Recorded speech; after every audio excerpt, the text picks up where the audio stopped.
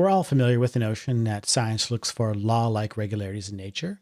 Law is an important part of our modern scientific conception of the world.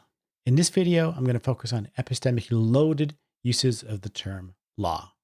Here's our ranking of scientific vocabulary in terms of where they typically rank on a survey, where you're measuring the degree of evidential support that is implied by the use of a term.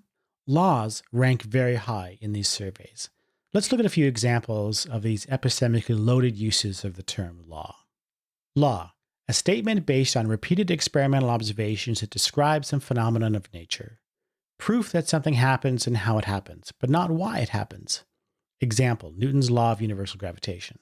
So laws describe repeating patterns in observable phenomena. The assumption is that you can measure these phenomena and the behavior is regular and predictable. Notice the word proof. We wouldn't describe one of these patterns as a law unless there was evidence that it was a reliable and predictable pattern. So laws under this description are the sort of thing that we have strong evidence for. And this makes it an epistemically loaded definition. Here's another one. Scientific laws are short, sweet, and always true. They're often expressed in a single statement and generally rely on a concise mathematical equation.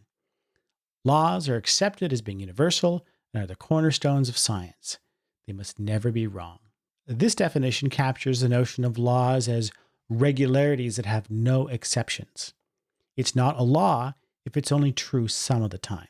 That alone doesn't make it an epistemically loaded definition, though.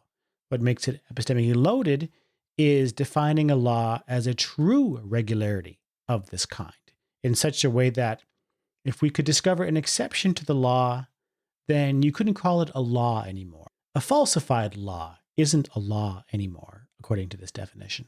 That's what makes it epistemically loaded.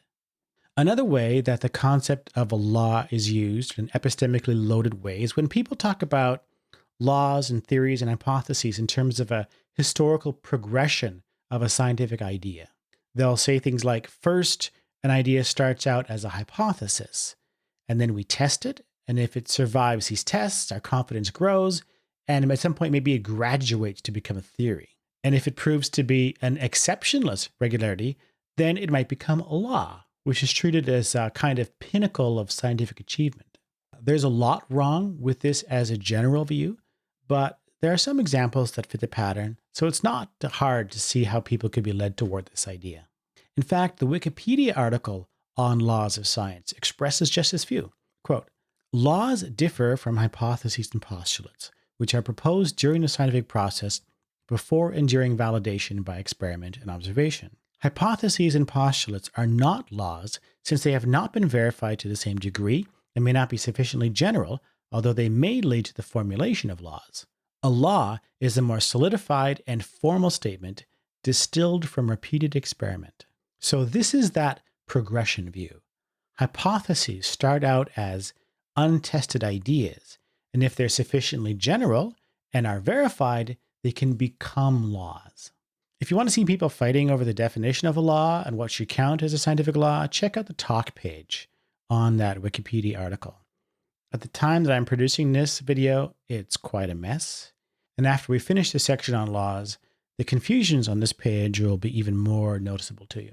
I just want to make you aware that there's this view out there that tries to interpret the vocabulary of science in terms of stages of the process of scientific inquiry and the progression of an idea from its early stages where it starts out as a mere hypothesis to its later stages where it's been successfully confirmed by observation and experiment and it's accepted into the canon of established theories and laws. I think this is where a lot of our intuitions about the epistemic significance of these terms comes from, why these kinds of rankings seem natural to us. But as I've said, we also use all of these terms in epistemically neutral ways. And in fact, the really interesting issues from a philosophy of science standpoint all revolve around these epistemically neutral senses of these terms. And nowhere is this more true than with the case of laws.